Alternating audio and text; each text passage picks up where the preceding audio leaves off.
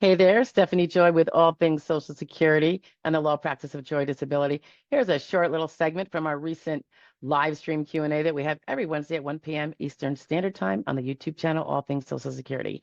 Enjoy, and if you have any questions, leave them down below in the comments, and I will be sure to get to them. Thanks so much. Bye-bye now. Hey guys, how is everybody? Shiloh, I see you are here bright and early with 5 million questions. We'll see. We'll get through them, but we'll probably jump around because I don't want to make everyone else not be heard. Are you? Dimple's in the house. Dimple says yes, she can hear us. Okay, good. Guys, you know Shannon Justice of Justice Disability. Shannon's in Kentucky, right? And Shannon, do you see the postings part? The comments, yeah, I see them. Yeah. I mean, if you want to put your website in there, so if anyone wanted to reach out to you, feel free. You know, you could just type it right in there. It'll come up on the page. Do you see what I'm saying? Yeah, it'll let me. Okay. Anyway, so Shannon's been here before a couple times. So we're gonna share your questions, and you can see maybe a couple different perspectives and stuff like that. All right, so let's go back up to the start. I'm gonna start with, let's see. I think brown-eyed girl. Hi, brown-eyed. She was here last week. What benefit is it to a claimant's attorney to not contact client at all until hearing? Meaning his office never asked you for like data or medical updates or something like that? Is that what you're talking about? Because that would be inappropriate, I think. But if you're talking about just not reaching out to you to say, hey, hello, just wanted to see how your day is, we're probably not going to do that either. We're working. But, you know, I don't know. I have a really robust messaging communication system through a particular company that my clients and I use. So there is a ton of contact both ways through that. I know some people, we've been through this before, want a phone call. I'm like, nope, we don't deem that it's necessary right now because you just had a question for yes and no. We just gave you the answer. You don't need to reiterate it on the phone. And the problem with phone advice or discussion is that most of our clients have memory issues, or they're not going to understand it. They want to hear it again and again and again. And with the written answer, you can go back and read it again. And you can say, I don't understand this part. Can you just, you know? So for time saving in an area of law where the margins are tight and we don't get paid by the hour, we have to do it in a way that is very efficient and covers you so you can go read the answer 10 times without having to call us 10 times. Anything to share about that, Shannon? You might do things differently. We don't reach out to them unless we're working on an appeal or something, you know, we go through the medical records and something comes up and we have a question, but they are more than welcome to call at any time or message the Facebook business page or send an email and let us know like their updated treatment. I'd rather somebody tell me every time they see a doctor than to never hear from them because there's so much going on not just that one person's case, but on all of them that we've had keep up with deadlines and things like that on a daily that we don't have time to reach out and just say hello. But if there's a change in medical treatment, a new diagnosis, or a new doctor that you're treating with, call your representative's office and tell them. Make sure that they're aware of it. Don't wait for them because not all offices and representatives are equal doing what they're supposed to be doing. Yeah, I mean, we're kind of anal around here about, we actually have a dedicated message thread in our company portal, and each client has their own in there, I guess. And it's a dedicated, and I'd say like 98% of people get it and they remember to put it there.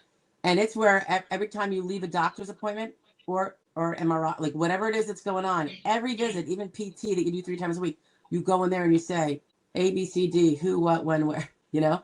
And it's a big long list. And then like if someone's going a lot, I always say the more you tell us that you're going, the more we actually get that information to the adjudicator in real time. So if we see like they went to ortho, neuro, and 3 rounds of PT all in 2 weeks, we're going to be communicating with the adjudicator about that every 2 weeks.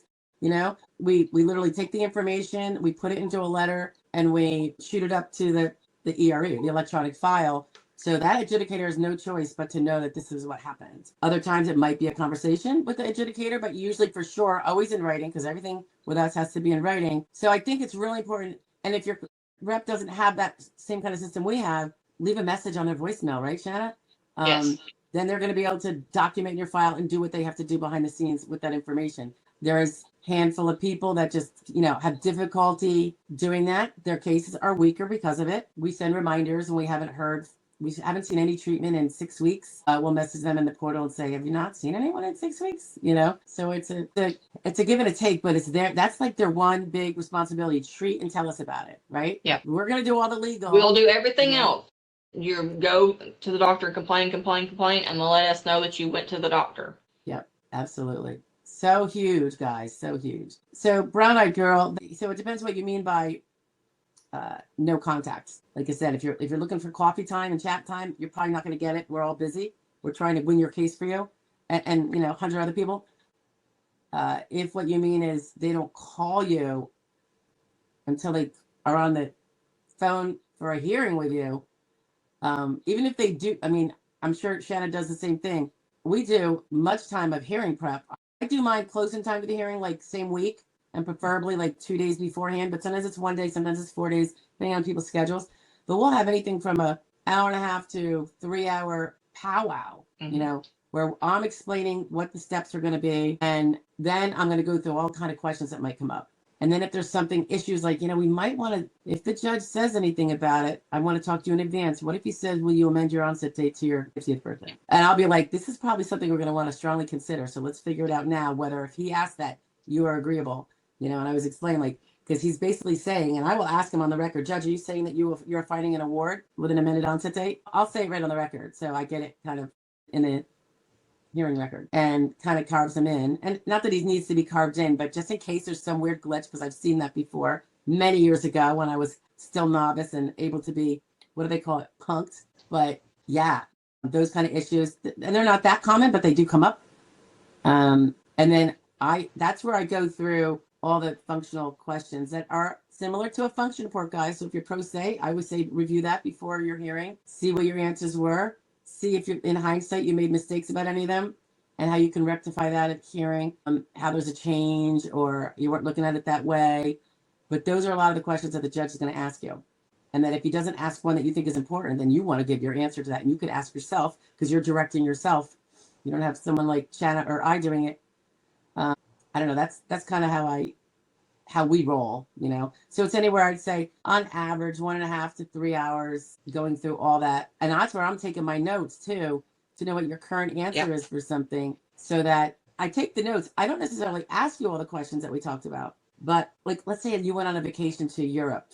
I've had that happen.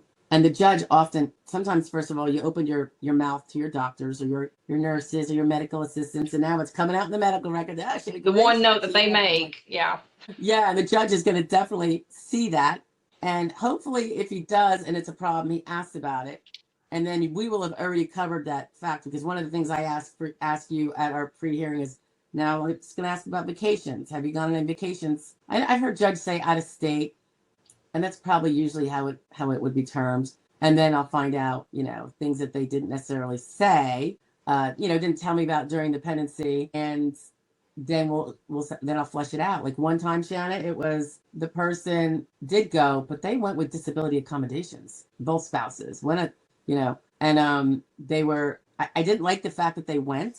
It was a birthday, 60th. You never like it, but you have to deal with it. But I didn't like it, but I'm like, but we have to address it to make it as non-bad as possible. And that was a young person in their 40s. So it was already one of those cases where you're like, you know, it was, and it wasn't like 10 back surgeries and going for their 11th. It was more, you know. Anywho, hope that explains there, brown-eyed, all the different aspects of that question. JC says, if one gets on SSDI and then does no work for 10 years, would their DLI expire or would they still be protected? If it expires, would this pose a future problem? I know the answer to that. I don't know if you're familiar with it, Shannon. If you are and you want to take it, go ahead. I mean, it is going to expire, but as long as they continue to draw, it's not going to be an issue unless they get up for a review and then lose benefits. Then it can be an issue. Well, I will say this. Well, it does. It gets tolled. TOLLED, not TOLD. So like while you're disabled, you are excused from working. You're excused from earning those. So what you had, let's say you had 2 years left of your DLI when you went on SSD and you won it and your DLI was 2 years out front and it was glorious. You're still going to have those 2 years because it's going to be told, but they will continue.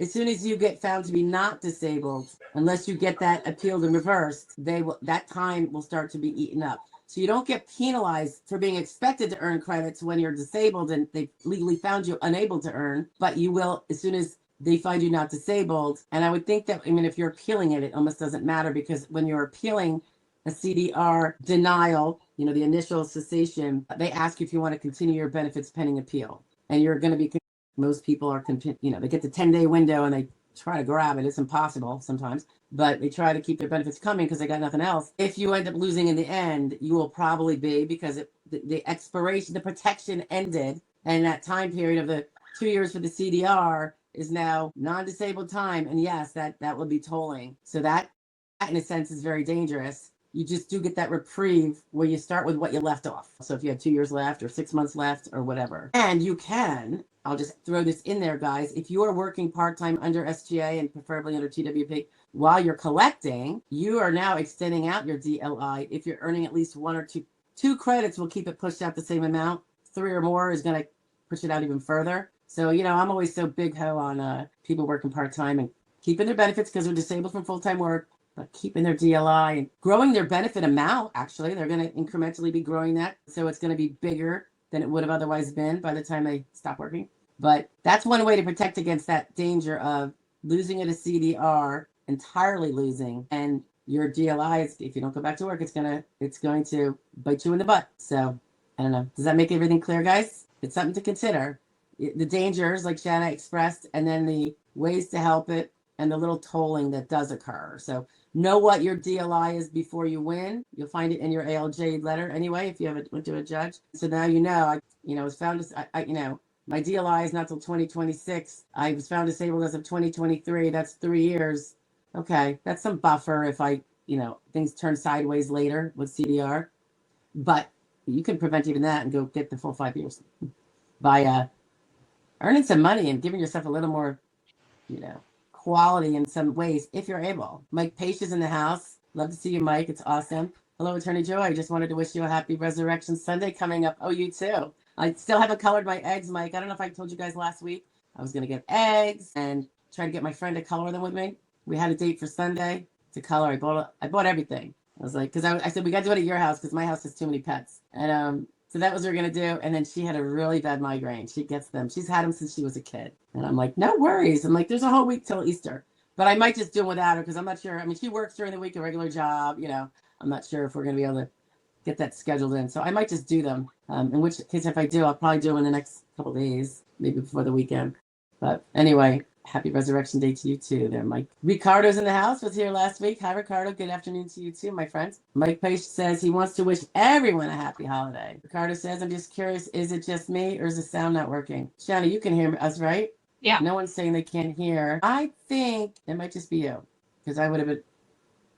I'm scrolling down. Someone would have said something. Yeah, I was going to say, somebody would have told us by now, I would think. Yeah, because I ask in the beginning. I always make sure they can hear me because Shannon, when I first started doing this, it was a learning process, and it was pretty funny, actually.